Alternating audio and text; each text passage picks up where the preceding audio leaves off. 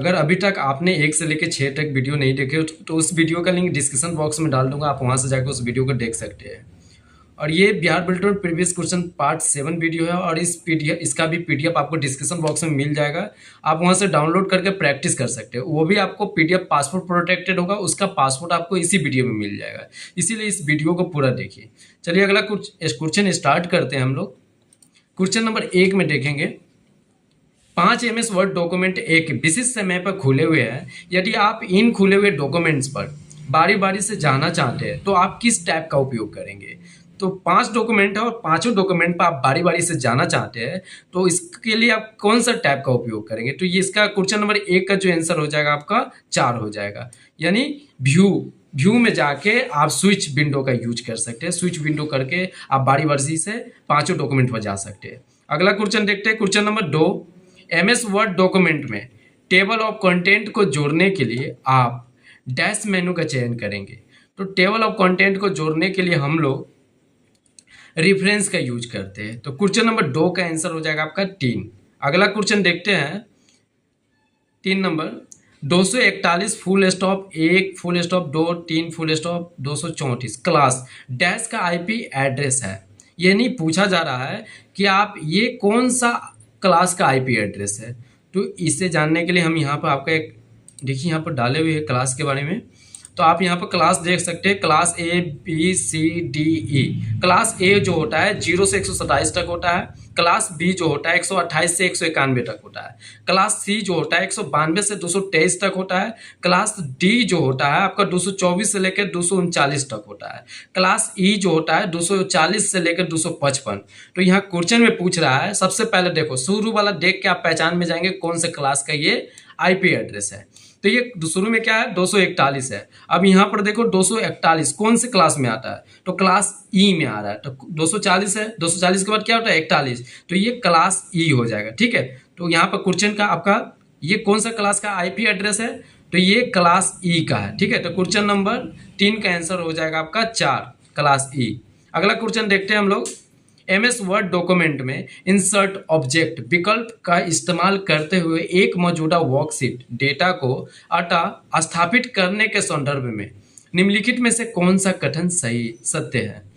तो question number 4 का जो आंसर हो जाएगा आपका MS एक्सेल आइकन दिखेगा। तो क्वेश्चन नंबर 4 का आंसर जो होगा 3 होगा, MS एक्सेल का आइकन दिखेगा। अगला क्वेश्चन देखते हैं 5 नंबर, MS एक्सेल में वर्कशीट की नेमिंग के लिए निम्नलिखित में से कौन सा बैड फाइल नाम है। तो क्वेश्चन नंबर 5 का आंसर जो हो जाएगा आपका 4 वुड गेट फुल स्टॉप 1। अगला क्वेश्चन देखते हैं 6 नंबर, MS पावर पॉइंट में स्लाइड शटर व्यू के संदर्भ में निम्नलिखित में से कौन सा गलत कथन का चयन कीजिए।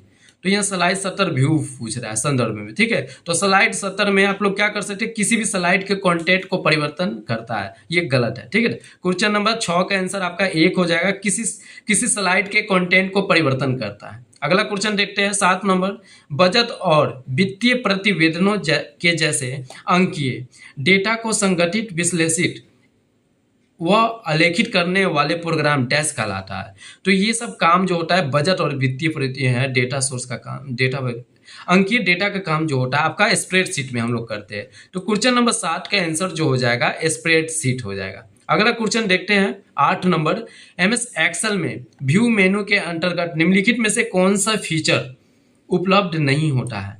तो क्वेश्चन नंबर 8 का आंसर जो हो जाएगा 1 नंबर हो जाएगा, स्प्लिट कॉलम्स। ठीक है, अगला क्वेश्चन देखते हैं 9 नंबर, मेल मर्ज के लिए डेटा सोर्स के रूप में MS एक्सेल स्प्रेडशीट तैयार करने के लिए या सुनिश्चित करे कि आपकी स्प्रेडशीट में डैश के नाम उन फील्ड के नामों से सम्मिलित हो जिन्हें आप अपनी मेल मर्ज के में इंसर्ट करना चाहते हैं।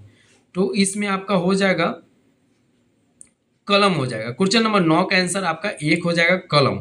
अगला क्वेश्चन देखते हैं 10 नंबर, निम्नलिखित में से कौन सी टेक्नोलॉजी का उपयोग बैंक द्वारा चेक की प्रक्रिया के लिए किया जाता है। तो इसका आंसर हो जाएगा MICR, यानी क्वेश्चन नंबर 10 का आंसर 2 हो जाएगा। अगला क्वेश्चन देखते हैं 11 नंबर, क्लास A नेटवर्क में पहला डैश बिट एड्रेस के नेटवर्क पार्ट होते हैं और डैश शेष बिट एड्रेस के होस्ट पार्ट होते हैं। तो देखिए यहाँ पर पूछा जा रहा है क्लास ए के बारे में। क्लास ए में नेटवर्क होते हैं, नेटवर्क बिट होते हैं और क्लास इसका होस्ट होते हैं। तो यहाँ पर हम देख रहे हैं, चलिए यहाँ पर फिर से देखते हैं, हम आ जाते हैं आईपी एड्रेस वाला में। तो आप यहाँ पर देख सकते हैं क्लास आईपी एड्रेस, ठीक है। तो क्लास ए के बारे में पूछ रहा है। तो क्लास ए में एक नेटवर्क होता है और 3 होस्ट होते हैं, तो टोटल 32 बिट्स होते हैं। तो ठीक है, तो यहाँ पर देख रहे हैं 3 होस्ट है, तो 8 तरीके 24 बिट्स, ये हो गया 8 बिट नेटवर्क हो जाएगा। तो इसका आंसर हो जाएगा 8 और 24 बिट्स वाला। तो क्वेश्चन नंबर यहाँ पर चलते अगला, क्वेश्चन नंबर 11 का जो आंसर हो जाएगा, क्लास ए में आपको 8 बिट और 24 क्या होगा, होस्ट होता है। तो क्वेश्चन नंबर 11 का आंसर आपका 4 हो जाएगा। अगला क्वेश्चन देखते हैं 12 नंबर, एमएस एक्सेल में लॉक या अनलॉक सेल्स फंक्शन के कार्य करने के लिए इनमें से किस विकल्प को इनेबल किया जाना चाहिए। तो क्वेश्चन नंबर 12 का आंसर हो जाएगा एक, जो प्रोटेक्टेड वर्कबुक फंक्शन को इनेबल करने की आवश्यकता है। अगला क्वेश्चन देखते हैं 13 नंबर, एमएस एक्सेल में डैश आपको फॉर्मेट कोड वाली फॉर्मेटिंग लागू करने पर दिखने वाली संख्याओं के तरीके में परिवर्तन करने की सुविधा देता है।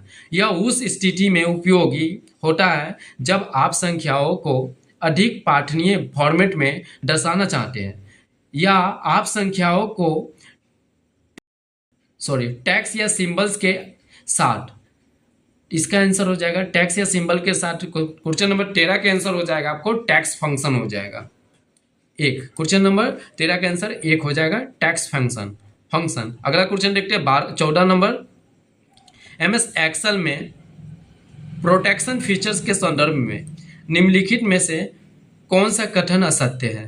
तो क्वेश्चन नंबर 14 का आंसर जो हो जाएगा आपका 3 हो जाएगा, आप पासपोर्ट प्रदर्शित करके अपनी वर्कबुक के स्ट्रक्चर को लॉक नहीं कर सकते।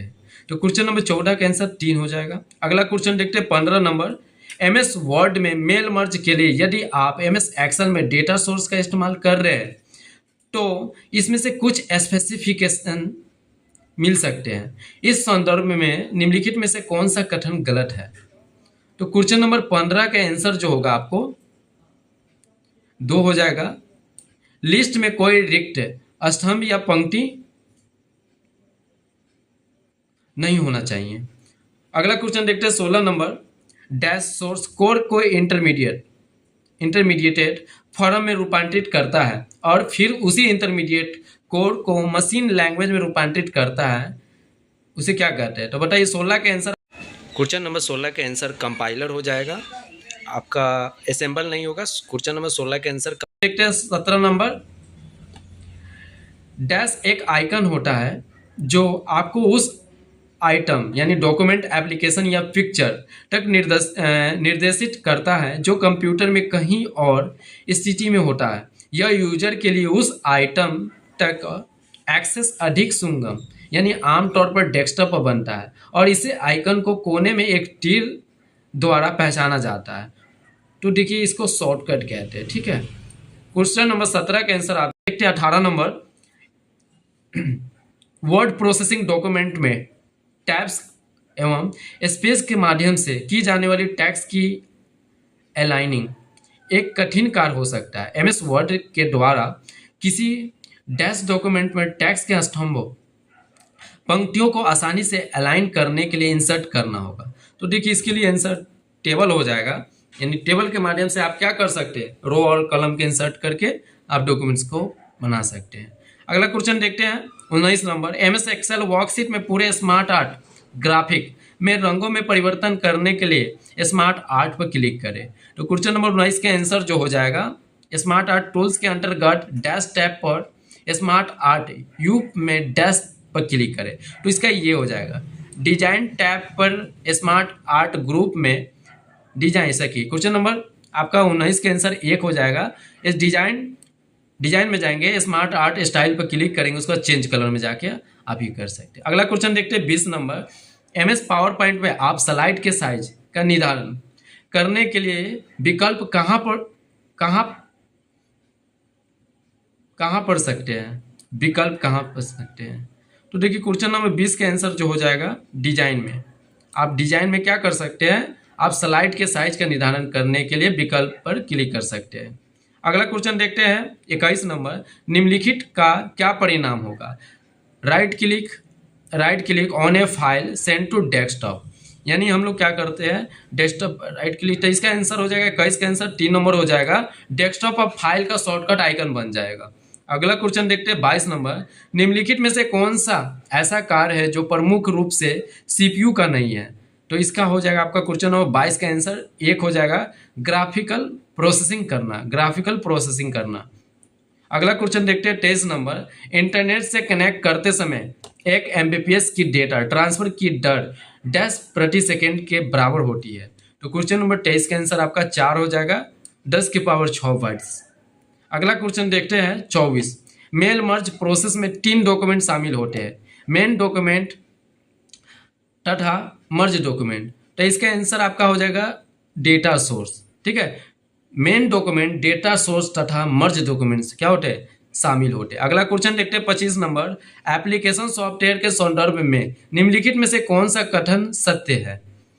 तो इसका क्वेश्चन 1 नंबर है, आंसर हो जाएगा 25 का आंसर 1 हो जाएगा, 1 नंबर। यह विशिष्ट उद्देश्य वाले सॉफ्टवेयर है जिसका उपयोग विशिष्ट कार्य करने के लिए किया जाता है। अगला क्वेश्चन देखते हैं 26 नंबर, स्लाइड शो के दौरान स्क्रीन को काली करने के लिए डैश दबाया जाता है। तो क्वेश्चन नंबर 26 का आंसर बी हो जाएगा, यानी बी दबा के आप काली कर सकते हैं स्क्रीन को।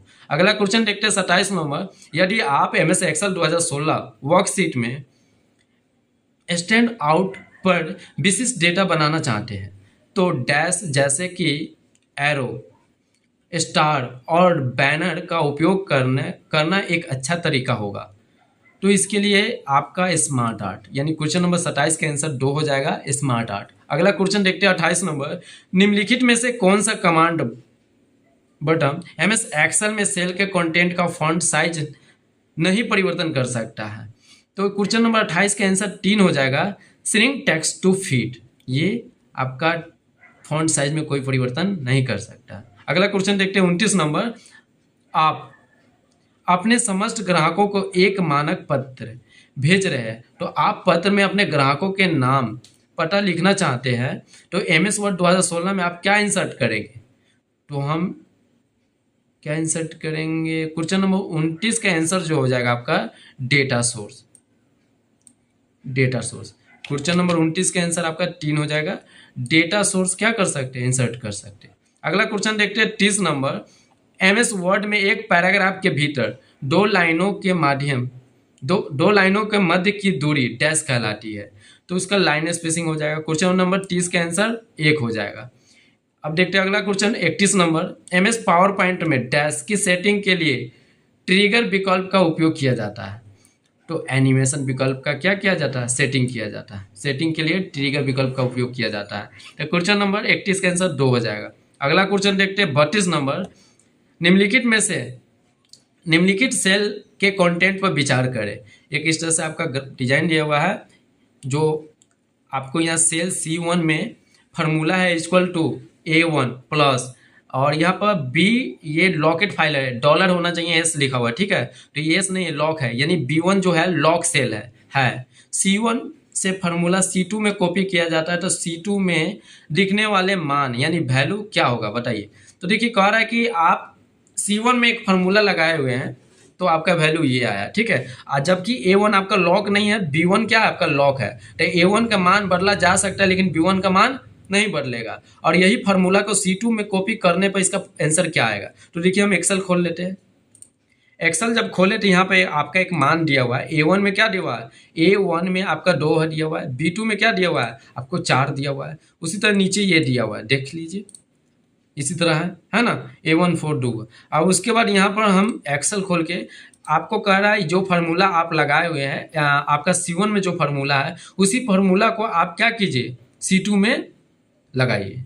तो हम इसी फार्मूला को कॉपी करके और इसमें क्या करते पेस्ट कर देते। तो इसका आंसर क्या आ जाता है 7। अब कैसे 7 आ गया देखिए, तो इसका आंसर आपको पता है कि B1 जो है लॉक किया गया, B1 का फार्मूला जो है लॉक है तो इसका मान नहीं बदल सकता है, ठीक है। तो इसमें हम इक्वल टू देखिए लगा के दिखाते हैं। इक्वल टू आपका क्या कर रहा है, A1 का मान बदला जा सकता है तो इसको सिलेक्ट करेंगे जोड़, लेकिन B1 क्या है लॉक है तो इसका मान बदला नहीं जा सकता है। तो इसका आंसर क्या है आपका 7 आया। तो इसका आंसर क्या हो जाएगा, 32 नंबर का आंसर आपका 7 हो जाएगा। क्वेश्चन नंबर 32 का आंसर 3 हो जाएगा। अगला क्वेश्चन देखते हैं 33 नंबर। 8 पेजेस वाले MS वर्ड 2016 में डॉक्यूमेंट आप केवल पेज 2, 3, 6 और 8 को प्रिंट आउट लेना चाहते हैं तो आप किस सेटिंग का इस्तेमाल करेंगे? तो आप कस्टम प्रिंटर का यूज करेंगे, समझ रहे, इस्तेमाल करेंगे। यानी क्वेश्चन नंबर 33 का आंसर हो जाएगा आपका 2। अगला क्वेश्चन देखते हैं 34 नंबर।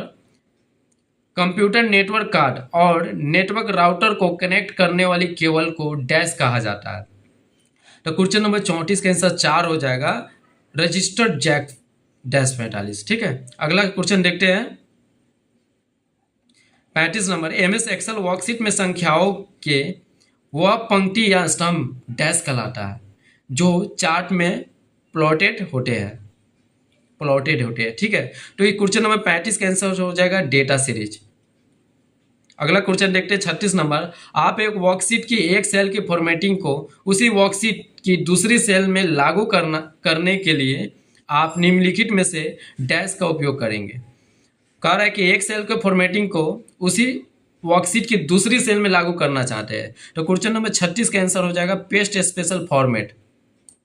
अगला क्वेश्चन देखते हैं 37 नंबर। प्रोटेक्टेड वर्कबुक फंक्शन क्या करता है? तो प्रोटेक्टेड वर्कबुक फंक्शन जो होता है 37 का आंसर 1 नंबर हो जाएगा। यह वर्कबुक को इस तरह से रक्षा करता है कि इस तक केवल वही पहुंच सकता है जिनके पास पासपोर्ट होगा। तो क्वेश्चन नंबर 37 का आंसर आपका 1 हो जाएगा। अगला क्वेश्चन देखते हैं 38 नंबर। वायरलेस नेटवर्क का इस्तेमाल करते समय SSID इनमें से किसे निरूपित करता है? तो SSID जो होता है आपको क्वेश्चन नंबर 38 का 4 आंसर हो जाएगा, unique identifier of wireless network को निरूपित करता है। क्वेश्चन नंबर अगला देखते हैं 39 नंबर। MS वर्ड में टैक्स की फॉर्मेटिंग करते समय निम्नलिखित में से कौन सा बैड विकल्प नहीं है? टैक्स की फॉर्मेटिंग करते समय, तो टैक्स की फॉर्मेटिंग करते समय 39 का आंसर 2 हो जाएगा, एक्सपोनेंट। अगला क्वेश्चन देखते हैं 40 नंबर। निम्नलिखित में से किन्हें लो लेवल लैंग्वेज के रूप में परिभाषित किया जा सकता है? तो लो लेवल लैंग्वेज को हम लोग असेंबली लैंग्वेज के रूप में परिभाषित किया जाता है। तो क्वेश्चन नंबर 40 का आंसर हो जाएगा असेंबली 4। अगला क्वेश्चन देखते हैं 41 नंबर। MS एक्सेल 2016 में आप वर्कशीट को रीनेम कैसे करेंगे? तो उस पर हम क्या करेंगे, राइट क्लिक करेंगे, right click on seat name और रीनेम। तो क्वेश्चन नंबर 41 का आंसर हो जाएगा आपका 3 हो जाएगा। अगला क्वेश्चन देखते हैं 42 नंबर। MS वर्ड में किसी टैक्स का फॉन्ट परिवर्तन करने के लिए क्या होगा? परिवर्तन की जाने वाली टैक्स को सिलेक्ट करेंगे, होम टैब पर डैश बॉक्स पर ड्रॉप डाउन एरो पर क्लिक करेंगे, उसके बाद देखिए यहाँ इसका आंसर हो जाएगा फॉन्ट, यानी इसका फॉन्ट हो जाएगा, फॉन्ट बॉक्स पर क्लिक करेंगे। ठीक है, तो क्वेश्चन नंबर 42 का आंसर हो जाएगा 4। अगला क्वेश्चन देखते हैं 43 नंबर। MS एक्सेल में इसमें से किस टूल का उपयोग एक सेल के फॉर्मेट को किसी दूसरी सेल की रेंज में कॉपी करने के लिए किया जाता है? तो एक सेल का फॉन्ट को दूसरे सेल में, तो इसका आंसर हो जाएगा आपका फॉर्मेट पेंटर। तो क्वेश्चन नंबर 43 का आंसर 2 हो जाएगा, फॉर्मेट पेंटर का इस्तेमाल करके। अगला क्वेश्चन देखते हैं 44 नंबर। कार्यालय में इस्तेमाल किए जाने वाले लैपटॉप में डैश की डेटा स्टोरेज क्षमता होती है? तो इसका आंसर आपको 512 GB हो जाएगा। 44 नंबर क्वेश्चन का आंसर 1 हो जाएगा। 45 देखेंगे। MS पावर पॉइंट में टेक्स्ट डायरेक्शन में डिफॉल्ट रूप से कितने विकल्प उपलब्ध होते हैं? तो टेक्स्ट डायरेक्शन में आपको चार डायरेक्शन क्या होते हैं, 4 डायरेक्शन डिफॉल्ट रूप से विकल्प होते हैं। अगला क्वेश्चन देखते हैं 46 नंबर। MS वर्ड 2016 में मेल मर्ज का इस्तेमाल करते हुए लेवल्स को प्रिंट करने के लिए dash start mail merge level पर जाए, तो उसके लिए हम लोग मेलिंग में चलते हैं। ठीक है, मेलिंग स्टार्ट मेल मर्ज में लेवल पर जाए। अगला क्वेश्चन देखते हैं 47 नंबर। डैश जुड़ी हुई हार्डवेयर डिवाइस तथा ऑपरेटिंग सिस्टम के मध्य आवश्यक रूप से निवर्ध कम्युनिकेशन की सुविधा देता है। तो ये जो डेटा है आपको डिवाइस ड्राइवर। क्वेश्चन नंबर 47 का आंसर जो हो जाएगा 3, डिवाइस ड्राइवर। अगला क्वेश्चन देखते हैं 48 नंबर। कॉलम बी के समस्त सेल के कंटेंट को बोल्ड एवं इटालिक करने के लिए आप क्या करेंगे? तो इसका आंसर आपका हो जाएगा 2 नंबर। कॉलम बी को सिलेक्ट करेंगे और होम मेनू के अंतर्गत फॉन्ट ग्रुप बी तथा आई का उपयोग करेंगे। तो क्वेश्चन नंबर 48 का 2 हो जाएगा। अगला क्वेश्चन देखते हैं 49 number. MS excel wrap text feature text को समायोजित करने के लिए डैश को एडजस्ट करता है। तो ये हो जाएगा आपका क्वेश्चन नंबर 49 का आंसर 4 हो जाएगा। रो की ऊंचाई को एडजस्ट करता है। अगला क्वेश्चन देखते हैं 50 नंबर। विंडो एक्सपी में डैश बटन होते हैं जो आपको समान टूल तथा वर्तमान में चल रहे प्रोग्राम तक त्वरित एक्सेस देता है। तो क्वेश्चन नंबर 50 का आंसर हो जाएगा टास्क बार बटन होते हैं। ठीक है, अगला क्वेश्चन देखते हैं 51 नंबर। रेंज A1 D5 में कितने सेल होती है? तो चलिए एक्सेल खोल लेते हैं। यहाँ A1 से लेकर D5 कर रहा है। तो देखिए ये आपका A1 हो गया और ये आपका D हो गया D5। तो यहाँ A1 से D5 में आपको टोटल 20 सेल मौजूद होते हैं। ठीक है, तो क्वेश्चन नंबर 51 का आंसर क्या हो जाएगा? 20 नंबर 2 हो जाएगा, यानी 20 सेल मौजूद होते हैं। ठीक है, अगला क्वेश्चन देखते हैं 52 नंबर। MS वर्ड में प्रिंट प्रीव्यू पाने के लिए कंट्रोल P के अतिरिक्त किस शॉर्टकट कीज का उपयोग किया जा सकता है? तो देखिए कंट्रोल प्रीव्यू का शॉर्टकट होता है कंट्रोल प्लस F2, यानी क्वेश्चन नंबर 52 का आंसर हो जाएगा 4। अगला क्वेश्चन देखते हैं 53 नंबर। I/O डिवाइस सीधे मदरबोर्ड से जुड़े इलेक्ट्रॉनिक मॉडल से जुड़े होते हैं जिन्हें आप डैश कहा जाता है। तो जिन्हें हम डिवाइस कंट्रोलर कहा जाता है। ठीक है, तो क्वेश्चन नंबर 53 का आंसर जो हो जाएगा डिवाइस कंट्रोलर। अगला क्वेश्चन देखते हैं 54 नंबर। MS एक्सेल में सेल स्टाइल फीचर के संदर्भ में निम्नलिखित में से कौन सा कथन सत्य नहीं है? तो क्वेश्चन नंबर 54 का आंसर हो जाएगा 4। इससे पंक्ति की ऊंचाई या स्तंभ की चौड़ाई परिवर्तन होती है। ठीक है, अगला क्वेश्चन देखते हैं 55 नंबर। निम्नलिखित में से कौन सा एक आउटपुट डिवाइस नहीं है? आउटपुट डिवाइस आपका स्कैनर नहीं है। ठीक है, तो क्वेश्चन नंबर 55 का आंसर जो हो जाएगा स्कैनर। अगला क्वेश्चन देखते हैं 56 नंबर। रिक्त स्थान की पूर्ति करें स्टार्ट डैश ऑफिस और MS वर्ड। तो स्टार्ट मेनू में जाकर ऑल प्रोग्राम में जाकर उसके बाद आपको MS ऑफिस मिलेगा और उसके में जाके MS वर्ड को ओपन कर सकते हैं। तो क्वेश्चन नंबर 56 का आंसर जो हो जाएगा आपका 4 नंबर हो जाएगा ऑल प्रोग्राम्स। अगला क्वेश्चन देखते हैं 57 नंबर। आपने एक MS एक्सेल स्प्रेडशीट में 5 विभिन्न स्तंभों में डेटा एंटर किया है, लेकिन आपने देखा कि आप तीसरे स्तंभ यानी तीसरे कॉलम में उपलब्ध सूचना को पढ़ नहीं पा रहे। ठीक है, आप सभी 5 कॉलमों की एक जैसी दिखावट चाहते हैं, तो आपको क्या करना चाहिए? तो देखिए हमको प्रॉपर तरीका से तीसरा कॉलम में कुछ डेटा नहीं दिख रहा है, तो तीसरे कॉलम पर क्या करेंगे? तीसरे सेल की दाईं बाउंड्री पर डबल क्लिक करेंगे। तो इसका आंसर 57 का 1 हो जाएगा, यानी डबल क्लिक करेंगे तो पूरा क्लियर आपको दिखेगा। अगला क्वेश्चन देखते हैं 58 नंबर। एक वर्कशीट से दूसरे वर्कशीट में जाने के लिए निम्नलिखित में से शॉर्टकट कुंजी का उपयुक्त है? तो देखिए एक सीट से दूसरे सीट में जाने के लिए control plus page down button दबा के आप एक सीट से दूसरे सीट में जा सकते हैं। तो 58 का आंसर हो जाएगा आपका 3 नंबर। अगला क्वेश्चन देखते हैं 59 नंबर। MS एक्सेल वर्कशीट में सभी सेल डिफॉल्ट रूप से डैश होती है, लेकिन उनमें डैश के रूप में फॉर्मेट किया जाता है। तो देखिए इसका आंसर आपका 1 नंबर हो जाएगा 59 का। देखिए डिफॉल्ट रूप से अनलॉकेड होती है, लेकिन उन्हें लॉकेट के रूप में फॉर्मेट किया जा सकता है। ठीक है, तो क्वेश्चन नंबर 59 का आंसर 1 हो जाएगा। अगला क्वेश्चन देखते हैं हम लोग 60 नंबर। निम्नलिखित में से कौन सा प्रोग्राम यूजर को डिलीट फाइल तक एक्सेस प्रदान करता है? डिलीट फाइल तक एक्सेस प्रदान करने का सुविधा देता है, वो विंडो एक्सप्लोरर होता है। तो क्वेश्चन नंबर 60 का आंसर जो हो जाएगा विंडो